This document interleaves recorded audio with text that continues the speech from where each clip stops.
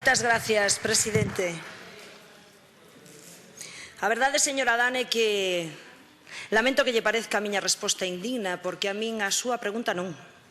Non me parece indigno que a oposición lle pregunte ao Goberno da Xunta de Galicia que está a facer polas persoas que o están pasando peor. Pareceríame indigno que vostede contara unha mentira, ou mesmo pareceríame indigno que vostede dixera que este Goberno non está a atender as persoas que o están a pasar mellor, porque evidentemente non é certo. E claro que lle falo de presupostos, señora Adán. De que quere que lle fale un goberno se non fala de presupostos, de palabras? Cree vostede que podería respostar como resposta o señor Fajardo dicindo que con palabras a xente non come? Pois claro que non come. E o que fixo este goberno dende a nosa chegada foi incrementar ano tras ano precisamente para dar resposta ás persoas que máis o precisan o presuposto da renta de integración social ata chegar no ano no que estamos a 59 millóns de euros para todo o que ten que ver ca axuda á emerxencia social. Claro que teño que falarle de presuposto, señora Adán, porque é o que temos que facer dende o Goberno da Xunta de Galicia. E lle volvo a repetir, fomos nós os que fixemos desta partida unha partida ampliable. E non queremos falar de beneficencia, non queremos falar dunha renta que, como di o señor Fajardo na súa intervención, é como unha miseria, porque quen vive con 400 euros? Por suposto que non queremos falar deso.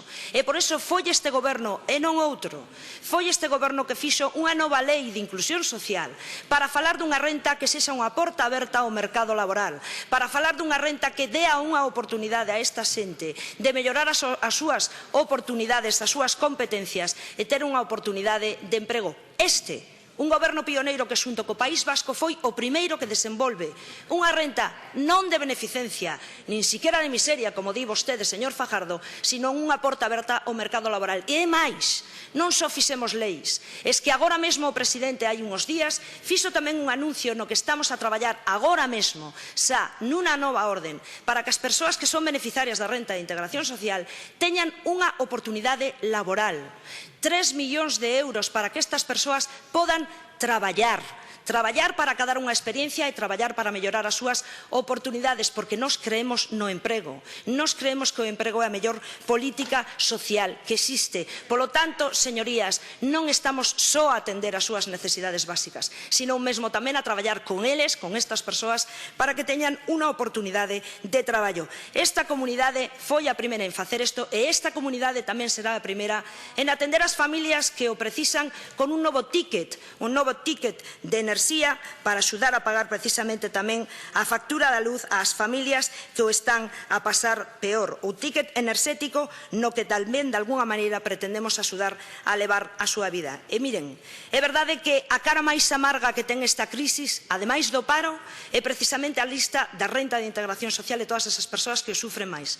Pero tamén lle vou dicir unha cosa, sin que soe a cantos de sireas e sin que soe a ningún tipo de euforia. Houve un incremento do 30% no ano 2012 das solicitudes da renta de integración social. Houve un incremento do 20% no ano 2013 das solicitudes da renta de integración social. Estou absolutamente convencido no ano 2014 non haberá un incremento tan grande como eso e tentaremos entre todos traballar para que as circunstancias da nosa economía melloren e lle dean unha oportunidade aos galegos que están no desemprego, pero sobre todo aos galegos que están na renta de integración social. Señorías, ese é a nosa obriga, esa é a nosa responsabilidade, mellorar a situación económica para que ese emprego e sobre todo atender as persoas que máis o precisan. Nada máis e moitas gracias. Gracias, señora